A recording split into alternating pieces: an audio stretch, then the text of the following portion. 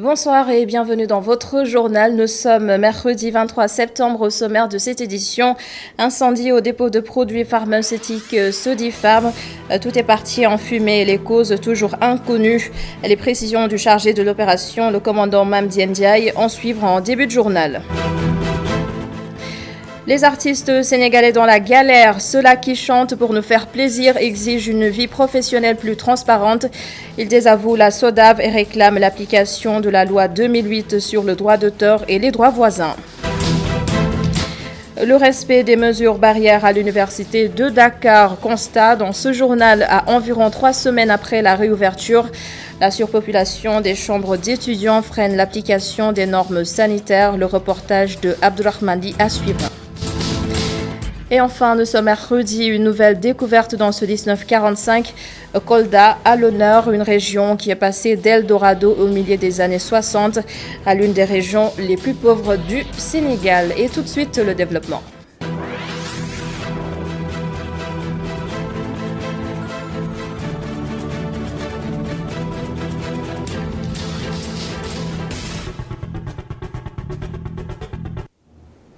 Une matinée difficile pour les employés de l'entreprise Sodifarm. Le dépôt de produits pharmaceutiques est parti en fumée, un incendie qui a duré des heures. Et nous allons tout de suite écouter le commandant chargé de l'opération Mamdi Ndiaye revient sur les circonstances de ce drame au micro de Cheikh Hassan Nian. Depuis 30 minutes, les secours de la caserne des sapeurs-pompiers de Maliksi ont été alertés pour un feu à l'usine Sodifarm. Aussitôt, ils se sont rendus sur les lieux et arrivés, ils se sont rendus effectivement qu'il y a plutôt un grand incendie qui s'est déjà embrasé à tout l'établissement. Donc un bâtiment R+2. Aussitôt, ils ont mis en œuvre les moyens d'extinction. Ce qui leur a permis d'abord, dans un bref délai, de circonscrire le feu pour couper les propagations. Ensuite, maîtriser le feu. Malheureusement, au cours des opérations, le bâtiment s'est effondré. En tout cas, une partie des bâtiments s'est effondrée, ce qui d'ailleurs était prévisible parce que quand on est arrivé, déjà le bâtiment menaçait ruine. Donc au cours de l'extinction, ça s'est effondré. Heureusement, il n'y a pas eu de victimes. Nous avons quand même rencontré un certain nombre de difficultés, notamment liées à l'accessibilité, aussi bien la voie d'accès, mais également l'accès à l'intérieur du bâtiment, parce que le compartimentage à l'intérieur du bâtiment semble ne pas être respecté. En plus de cela, il y a l'éternelle absence d'hydrant, c'est-à-dire les points d'eau où les engins peuvent se ravitailler, c'est-à-dire s'alimenter. Il n'y a aucune victime durant cette opération. Actuellement, nous sommes en phase de surveillance. Après, nous sommes du moins en phase de déblai et de dégarnissage. À l'issue, la surveillance va continuer jusqu'à l'extinction totale du feu. C'est un coup de gueule que lancent des artistes sénégalais regroupés au sein du mouvement Saïwi. Ils contestent la gestion de la SODAV, la Société sénégalaise du droit d'auteur et des droits voisins. Ces artistes réclament l'application de la loi 2008 qui porte sur le droit d'auteur et les droits voisins. Et selon leur porte-parole Demba Guissé, cette législation devrait permettre aux artistes de mener une vie plus épanouie. Cheikh Hassan Affal l'a interrogé. Les acteurs ne sont pas du tout contents parce que c'est dur. Pourquoi c'est dur? Parce que tout simplement la situation perdure et est impossible. La situation, comme vous l'avez dit tout à l'heure, ce n'est pas la SODAV. La SODAV est un point dans nos revendications. Ce qu'on demande à la SODAV, nous n'avons aucun contrôle. Aucun contrôle dans le fonctionnement de la SODAV. Il n'y a pas de commission de contrôle, il n'y a absolument rien. Ce qui nous intéresse beaucoup plus, c'est l'application de la loi 2008. L'application totale. Pourquoi l'application totale?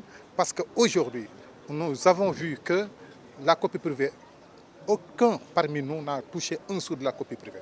Et que depuis 2008, nous sommes en train de perdre au minimum 3 milliards par an. Pour moi, l'ouverture des salles, la fermeture des salles, pour moi c'est pareil. Parce que tout simplement, le problème était là avant le Covid. Le Covid n'a fait qu'empirer. Le Covid n'a fait qu'augmenter du piment encore dans la sauce. Ce n'est pas les personnes qui nous intéressent. Ce qui nous intéresse, c'est un système de fonctionnement inadéquat. Une note pour les médias. Les membres du tribunal des pairs officiellement installés. Désormais, le CORED exige un quitus pour délivrer la carte de presse et tout manquement. En cas de manquement, cette carte sera tout simplement retirée à Issa Toudjak et Souleymane Meng. Désormais, pour obtenir la carte nationale de presse, le quitus du CORED, Conseil pour l'observation des règles d'éthique et de la déontologie dans les médias, est obligatoire. Vous savez aussi que le CORED, aujourd'hui, la grande nouveauté, c'est que désormais, pour tout demandeur de la carte nationale de presse, il faut au préalable le quitus du CORED. Ça veut dire quoi? En amont, il y a une sorte de filtre qui va se faire, parce que le CORED va être très regardant avant d'octroyer ce quitus-là à qui de droit. Entre autres documents demandés dans le cadre de la commission qui attribue la carte nationale de presse. Donc je pense que ça c'est un grand point en avant. Il ajoute qu'en cas de manquement, cette carte pourrait être retirée. L'autre avancée, et c'était là, le CORED a les prérogatives en cas de manquement de demander à la commission nationale qui délivre la carte nationale de presse de vous retirer votre carte nationale de presse.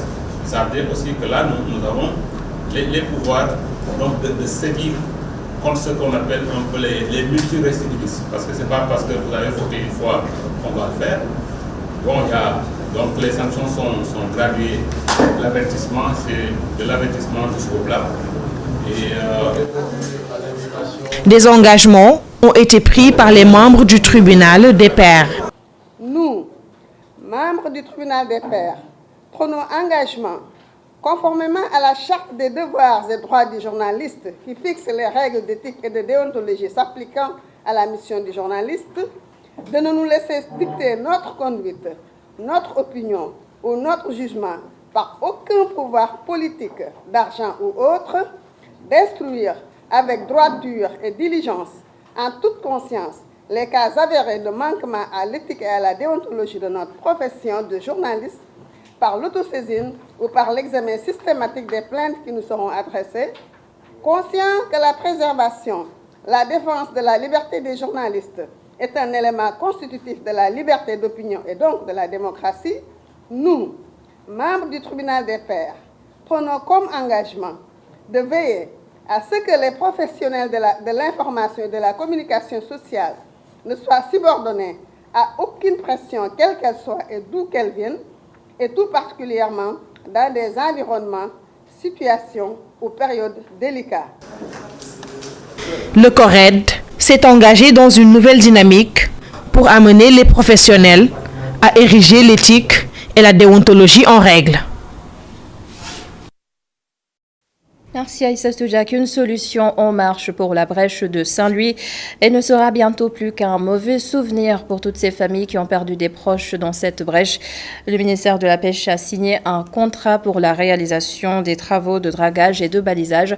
7 milliards de francs CFA ont été dégagés, Babacar Seck.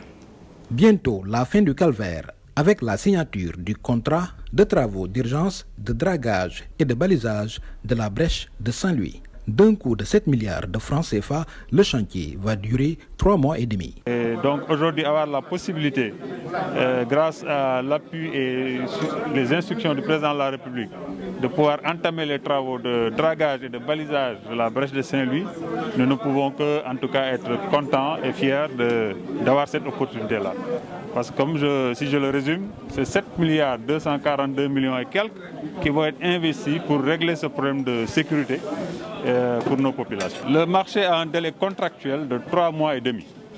Donc une fois qu'ils auront leur ordre de service, nous espérons que vers janvier, je disais au maire, pouvoir en tout cas réceptionner ces travaux et avoir une navigabilité beaucoup plus sûre pour nos acteurs. Depuis 2003, la brèche est à l'origine de nombreux chavirements de pirogues avec des pertes en vie humaine. Les travaux sont un soulagement pour les populations de Gendar en particulier. Une solution définitive est en train d'être apportée par rapport à la préoccupation de plus de 250 000 habitants du département même de Saint-Louis. Puisque la question de l'embouchure interpelle aussi bien la commune de Saint-Louis que la commune de Gandiol. En 2003, une décision malheureuse avait été prise pensant pouvoir sauver Saint-Louis des eaux. Et ce qui avait amené la réalisation de ce canal de délestage. Un grand pas a été franchi, une solution définitive apportée. Parce que c'était la préoccupation majeure des populations de Gendar. Pour permettre la navigation piroguière de se poursuivre en toute sécurité pendant le chantier, une campagne de sensibilisation pour réguler les trafics sera menée. Et plusieurs localités de Sédhiou sont actuellement inaccessibles. Les pluies torrentielles ont séparé toutes les routes. Et vous imaginez sans doute dans quelle situation se trouvent ces populations. La correspondance de Ousmane Demba depuis Sédhiou. L'accès à Karantaba est difficile, voire impossible en cette période d'hivernage. Des récentes pluies qui se sont signalées ont coupé la principale piste en deux. Une situation invivable, déplore Ibou Tchabou, un habitant de Manekunda. Comme vous l'avez constaté même, vous avez vu, nous sommes des éleveurs et des agriculteurs. Nous avons besoin d'avoir des pistes de production, voilà, des routes qui sont conformes au développement de la localité. Du dégradé de la route, on ne peut pas faire cette tâche-là malheureusement. Et nous lançons un appel aux autorités locales et surtout aux autorités centrales de dire carrément que la population en souffre et nous voulons également que la route là soit refaite. Cette dégradation de la route risque d'impacter le coût des denrées de première nécessité, prévient Mamadou Fati Touré, un habitant du village de Djarin. C'est vraiment regrettable. Présentement, d'accès à ce Djarin, alors aucun véhicule ne peut se déplacer. Alors on a un problème de ravitaillement présentement. Le camion de ravitaillement qui quitte Kolda ou bien qui quitte du côté de Sédhiou pour ravitailler la zone Karantaba, Djarin, Kerakouda et tant d'autres villages. Ce camion-là ne parvenait pas à ravitailler la zone. Nous sommes présentement dans une situation extrêmement difficile. Le prix des denrées de première commence donc à flamber. Le kilo de riz qui coûtait d'habitude à 300 francs, maintenant ça va à 315 francs. C'est vraiment regrettable. Alors même de le sucre, ces denrées ont connu alors une augmentation de prix extrêmement importante. Nous, habitants de la zone, nous demandons alors à l'État de penser à nous, faire le maximum possible pour refaire cette route-là. Nous voulons maintenant une route goudronnée, une route digne d'un nom. Vraiment, c'est vraiment regrettable. Nous considérons que l'État nous a oubliés et ça ne devrait pas être comme ça. Impuissante face à une situation préoccupante, les autorités municipales lancent elles aussi un cri de cœur qui doit être entendu pour soulager ces populations qui vivent présentement le calvaire. Les enseignements ont repris à l'université Cheikh Anta Diop de Dakar. Le campus social renoue avec une ambiance populaire. Une reprise dans un contexte de pandémie. La surpopulation dans les chambres favorise-t-elle le respect des mesures barrières? Abdulrahman Di et Mouafalfal sont allés vérifier pour nous. Un passage forcé des étudiants professionnels ou encore des visiteurs de l'université Cheikh Anta Diop de Dakar. L'accès étant limité, ces responsables sont aujourd'hui encore assujettis au respect des mesures de prévention contre le coronavirus. Conséquence d'une administration consciente de l'omniprésence de la Covid au Sénégal, malgré la tendance baissière. Au niveau de la grande porte, on a mis un dispositif, en commençant par la Croix-Rouge et la sécurité. Nous faisons le tout pour que tous les étudiants et le personnel qu'ils respectent les mesures barrières et que aussi le personnel il doit présenter leur carte professionnelle avant d'entrer à l'université et les étudiants aussi leur carte d'étudiant. Pour cela, pour le moment, on a 0 cas et on espère que ça va continuer. Parce qu'à l'université, c'est le Sénégal en miniature. Objectif 0 cas au sein de l'UCAD. Un temple du savoir où les apprenants déplorent un surnombre dans les chambres. Une situation en déphasage avec les prescriptions des autorités sanitaires. Dans notre chambre, il y a pas mal d'étudiants qui sont là-bas et que pendant la nuit, même, il y a des étudiants qui vont sortir la chambre pour dormir dans les couloirs. Et je n'y pensais même pas que cette fois-ci, ça va être comme ça. Vous êtes au nombre de combien? Nous sommes au nombre de 7 dans la chambre. Une chambre où le nombre maximum de personnes autorisées était de 10 avant la pandémie. Aujourd'hui, le nombre d'étudiants par chambre est réduit à sa juste moitié.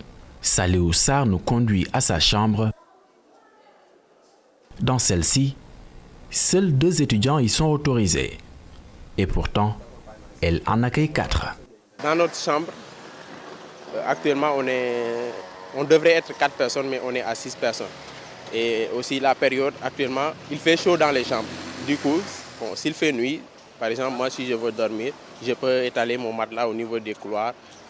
Là, j'aurai, par exemple, je ne sais pas comment dire, mais de toute façon, on sent que les mesures seront bien respectées. Parce que si une fois que je m'installe au niveau des couloirs, dans la chambre, il n'y aura plus de nombre, nous pouvons dormir tranquillement, quoi. En attendant, rien n'a signalé dans ce temple du savoir. Les étudiants reviennent de partout pour la reprise des cours dans les meilleures conditions pédagogiques et sanitaires. Coronavirus, les chiffres du jour à présent. Sur 1005 tests effectués, seuls 36 sont revenus positifs. Les 26 sont issus de la transmission communautaire. Un décès à déplorer. 97 patients ont été déclarés guéris et 23 autres sont toujours dans un état grave. Et nous parlons de tout à fait autre chose. MyONAS, c'est une nouvelle application mobile lancée par l'Office national de l'assainissement du Sénégal. Elle a pour objectif booster les services de vidange en ligne qui fait actuellement un chiffre d'affaires annuel de 3 milliards de francs CFA à Dakar. Adam Assar a assisté au lancement de l'application MyONAS. L'application MyONAS permet de renforcer le secteur de la vidange. À Dakar, le chiffre d'affaires est estimé à 3 milliards de francs CFA. Mais cette application rentre en droite ligne sur un projet sur lequel nous avons commencé à travailler depuis plus de 5 ans maintenant, qu'on appelle projet de structuration du marché des boues de vidange, et qui répond parfaitement à la vision de son Excellence président Macky Sall, qui dans tous ses discours demande qu'on trouve les solutions les plus adéquates pour l'assainissement, plus adéquates et plus adaptées, et qui demande également que l'on développe le secteur privé. Aujourd'hui, nous sommes malheureusement pris dans ce que moi j'appelle la tyrannie du tout à l'égout, qui n'est pas du tout une bonne option pour nos pays. Et justement, cette application rentre dans ce cadre. Permettre au secteur privé d'être plus proche des populations et de pouvoir prendre en compte les requêtes les plus importantes. Le chiffre d'affaires de l'assainissement autonome sur Dakar, c'est 3 milliards de francs CFA.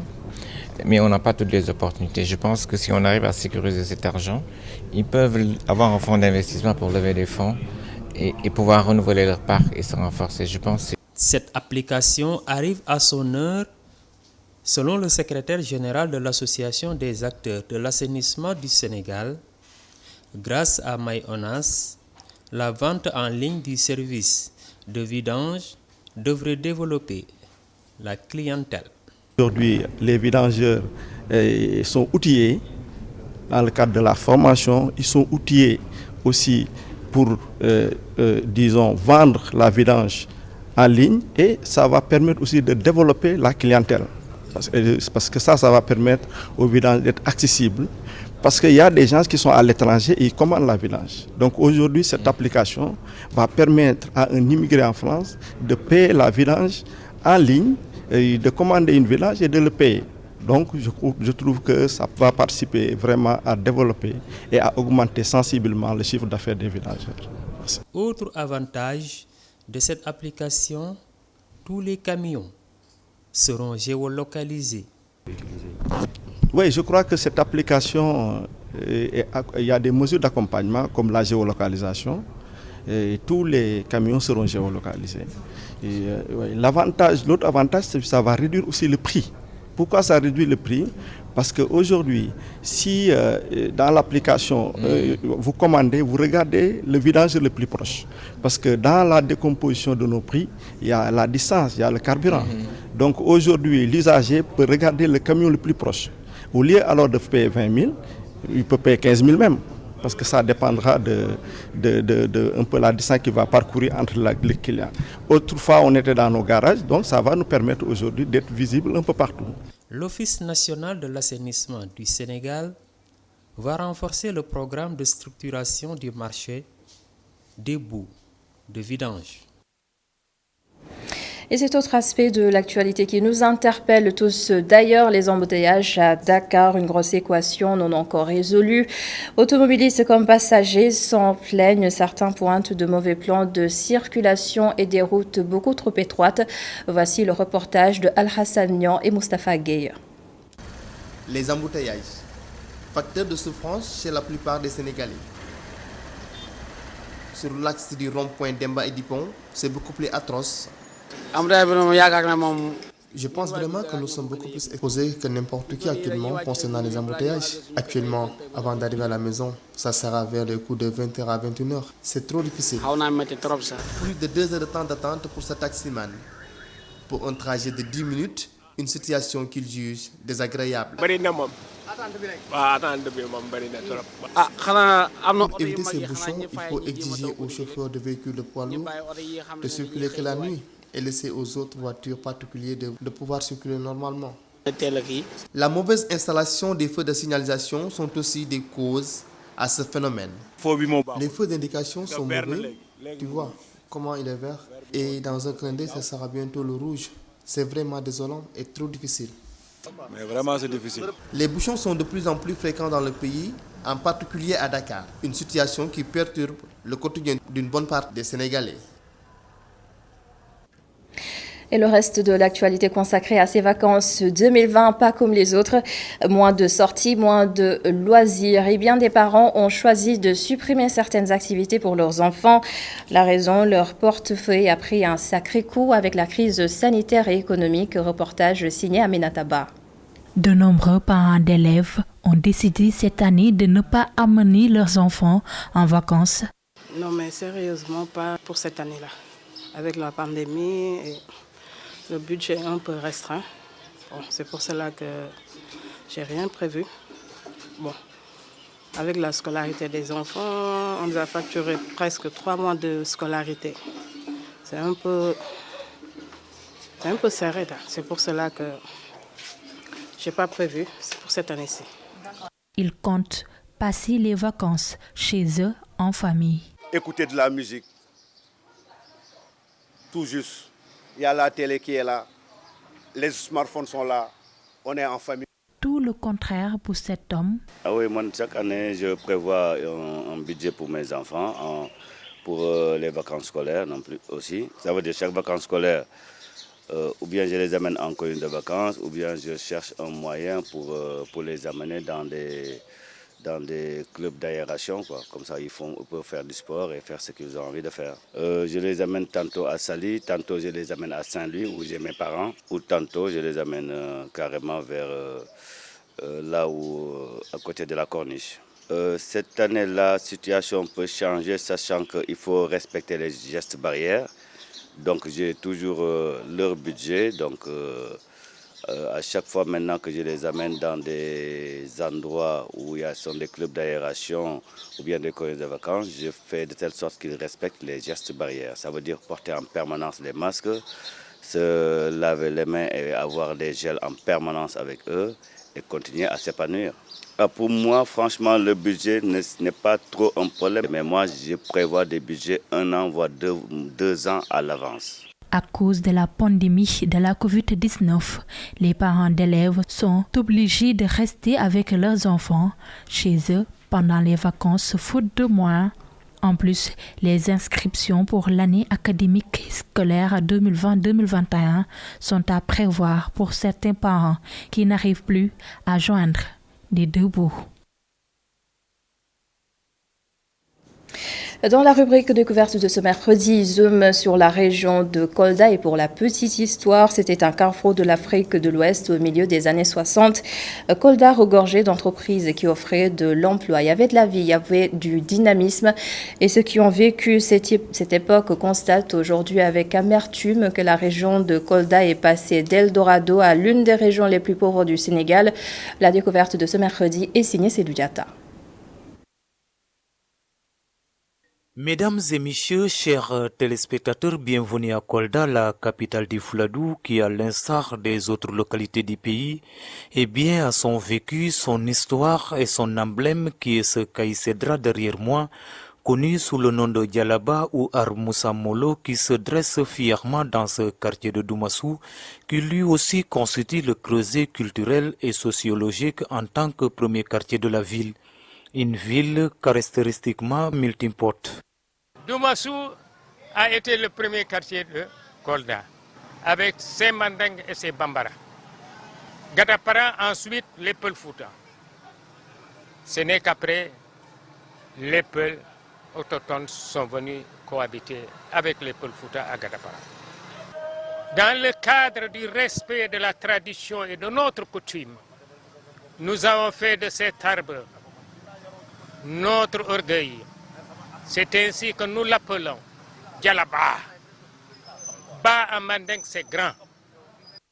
On ne peut pas parler de Kolda sans mentionner le nom de Djalaba ni visiter la ville sans pour autant faire le tour de l'arbre Moussa Molo, tout comme les autochtones ne faisaient rien avant sans consulter les esprits qui habitent cet arbre emblématique. Ceux qui habitent cet arbre sont comme nous. Ils prient dans cette mosquée comme nous. Même la nature a respecté cet arbre en l'octroyant 6 routes qui se croisent sous ses pieds. L'Afrique de l'Ouest en sac et en cordage. Il n'y avait pas de pauvres. Kolda n'était pas pauvre. Il y avait la décortiqueuse qui te prend près de 500 personnes, les pointeurs, les maçons, les mécaniciens, les manœuvres qui déchargeaient, chargeaient. La plantation, c'est le jour comme la nuit, les gens travaillent. Notre fleuve était navigable. Les chalands nous venaient de caravanes avec des marchandises de Ziguinchor, de Dakar, et repartaient avec de l'arachide décortiqué parce que la décortiqueuse marchait. En face de Moya, c'est là où se trouve le quai des petits chalands. Les gros chalands se mettaient à Obé. Il y avait des comptoirs français, la Nozoko, la Périssac, Comaf, la compagnie française. Et puis à côté de ces comptoirs français. Mais il y avait des Libanais. On avait des Syriens. Mais il y avait de l'argent. Les gens travaillent. Tout est parti. Comme vous pouvez le constater, il y a 6 routes qui se croisent au pied du Djalaba. Une image qui symbolise la cohésion dans la diversité. Et c'est justement l'image que doit refléter les fils de Kolda pour son développement. Merci beaucoup Seydou Diassa, notre correspondant à Kolda. Une autre découverte mercredi prochain sur ITV, fin de ce journal. Merci de l'avoir suivi. Merci à toute l'équipe de la régie. Ce soir à 21h45, votre émission d'arrêt avec Aïssata Dias et Babandiaï. Mais avant, retrouvez Malik Tiandoum dans son émission Bonne Nuit. Et tout de suite, la suite de la totale bloc d'information avec Khalifa Djarate. Bonsoir à tous.